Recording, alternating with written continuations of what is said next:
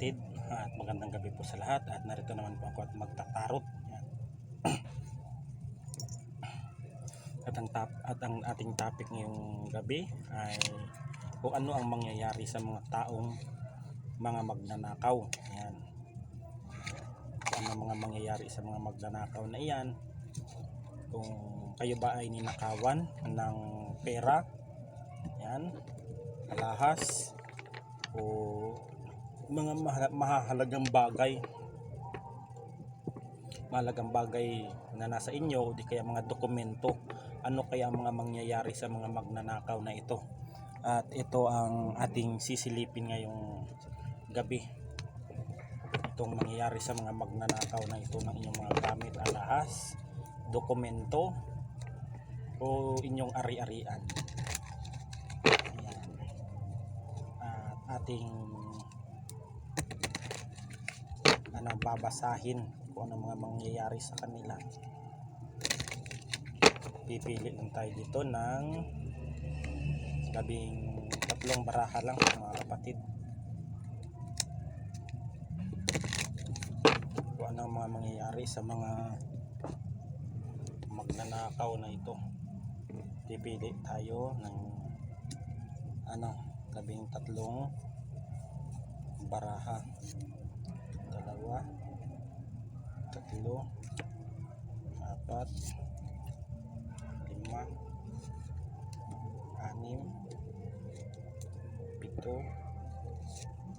9, 10,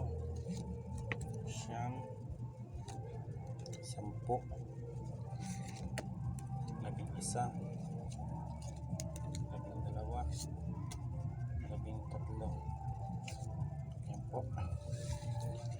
13 kung ano ang mga mangyayari sa mga magnanakaw na ito.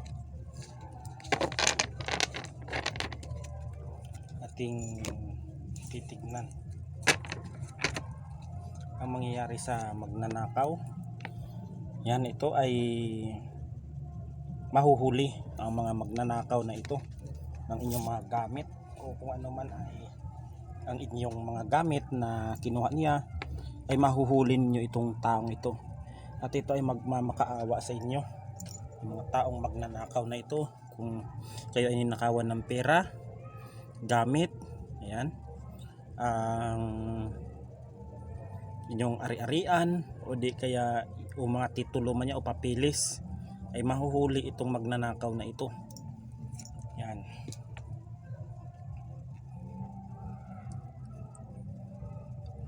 At ito, mga kapatid, ang magnanakaw na ito ay talagang pinagplanuhan talaga nila ang tinatawag, ang kung paano nila nakawin ang mga bagay-bagay na aking mga nabanggit, tulad ng pera, yan, dokumento, papilis man yan, ari-arian, o kagamitan, o alahas. Ito ay pinagpaplanuhan nila.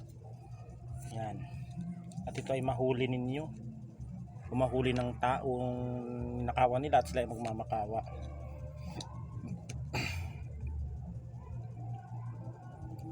Maaring involved dito sa pamilya, yan, kaya nagawang magnakaw ang taong ito. Di kaya kulang ang pantustos sa kanyang anak, o di kaya matindi ang pangangailangan nito sa pamilya, yan nagawa nitong magnakaw. Yan. Kaya mag-ingat po, mga kapatid.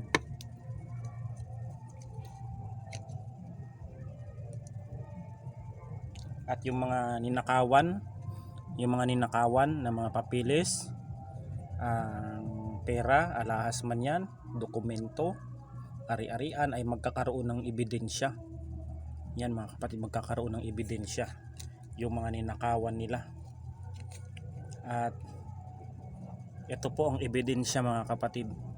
Makikita ang mga ebidensya na kanilang ninakaw, mapapera man yan, ari-arian, ang papilis, yan, alahas, dokumento, yan. At makikita ang ebidensya dito, mga kapatid. Yan. At ang taong ito na nagnakaw, ito ay lalaylo siguro ito, o tatakas ito, mga nagnakaw ng iyong pera. Yan. Ito itatakas ang taong ito. Yan. O magpapakalayo-layo. Pero mahuhuli mo ito mga kapatid. At nung mahuli nyo kung sino ang nagnakaw, kung sino ang nagnakaw ng pera, ari-ariang dokumento, at nung mabuking ninyo ito, yan, nung nahuli ninyo ito ay nagmakaawa at siya ay nangangakong titigil na siya sa kanyang ginawang kasamaan.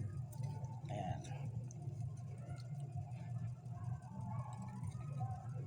Yan mga kapatid.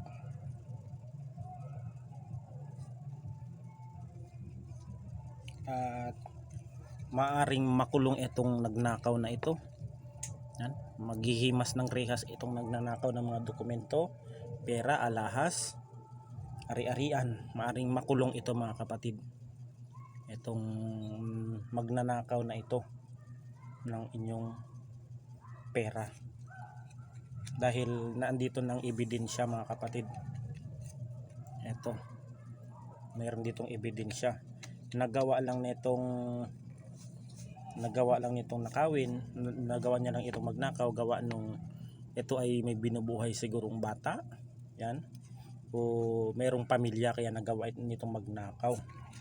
Yan mga kapatid. At magkakaroon ng kasagutan ang mga taong ninakawan nito. Yan, magkakaroon ng kasagutan at matutuldukan niya na ang mga problema niyang pagnanakaw sa kanya. Yan. May sangkot din dito o tinatawag nitong third wheel o third party. May mga karelasyon din ditong sangkot din sa pagnanakaw o panloloko ng isang tao na nagawang nakawin ang ari-arian nito, papilis, kayamanan.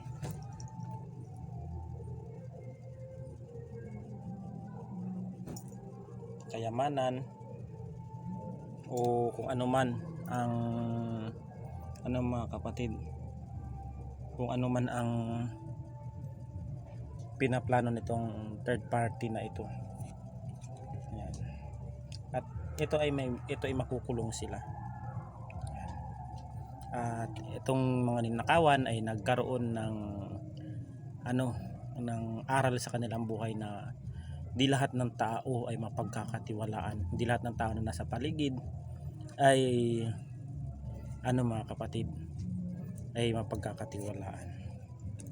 Yan. Kaya yung sana yung nagnakaw ng mga papeles, yan, papeles, pera, yan, o alahas o kung anumang dokumento, ay may plano sana itong magpakalayo-layo o mangibang bansa yata ito, dahil malaki ang kanyang ninakaw nito at plano nitong tumakas. Yan, plano nitong tumakas mga kapatid. At ito ay agad na nahuli sa kanyang pagpaplano, mga kapatid, ay nahuli ito dahil sa kanyang ebidensya. Ayan, dahil sa kanyang ebidensya, itong ebidensya na ito ay hawak-hawak ng mga taong ninakawan niya. At nung ito ay papatakas na sana, itong tao na to papatakas, yan, upang magpakalayo-layo, ay mga kapatid, ay agad siyang dinakip at siya ay nakulong. Ayan. At ito naman ay nangangako na titigilan niya na ang kanyang ginawang kasamaan na pagnanakaw. Ayan, nangako na ito, titigilan niya dahil siya ay nahuli, pero kailangan niyang pagbayaran ang kanyang mga ginawang kasamaan sa pamamagitan ng pagkakakulong. Yan, tama nga naman mga kapatid. At the death card, ito mga kapatid, ito na ang katapusan ng kanyang ginawa. Yan, matutuldukan ang kanyang ginawa at siya ay makukulong dito mga kapatid. Makukulong ito dahil sa mga ninakaw niya. At hayag naman dito sa mga kapatid, sa barahang ito na nakalatag naman at hindi ko pinili yan mga kapatid. Yan mga kapatid, ulitin natin. Yung mga taong nagnakaw, yan ito ha.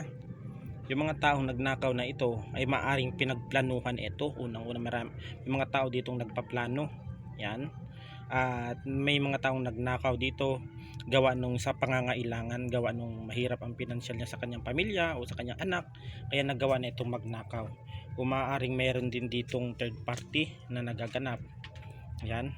Kaya nagawa na itong pagplanuhan na magnakaw ng kanyang kayamanan, pera, alahas o kung ano man ang mga papeles at dokumento. Ngunit mga kapatid, agad itong naaksyonan. Yan. At merong ebidensya mga kapatid. Yan ha. Ayan. Ito ng ebidensya. Ayan. May plano sana itong papatakas mga kapatid. Tatakas na sana itong magnanakaw na ito at magpakalayo-layo o pupunta ng ibang lugar. Kaso na andyan yung ebidensya, kaya siya ay dinakip at hinuli. Yan. Nung mahuli siya mga kapatid, yan, nangako siya na titigilan niya na ang kanyang ginagawa. Ngunit sa pamamagitan ng kanyang ginawang kasamaan ay pagbabayaran niya ito sa pamamagitan ng pagkakakulong. Yan. At yung taong mga ninakawan nila ay nabigyan ng solusyon ang kanilang problema. Yan. Kung ano man ang ninakaw, maaaring dokumento, pera, alahas o kayamanan. Ayan. At magkakaroon ito ng katapusan. Ito. Yan. Magkakaroon ito ng kasagutan. Ayan mga kapatid, hanggang dito na lang at God bless us all.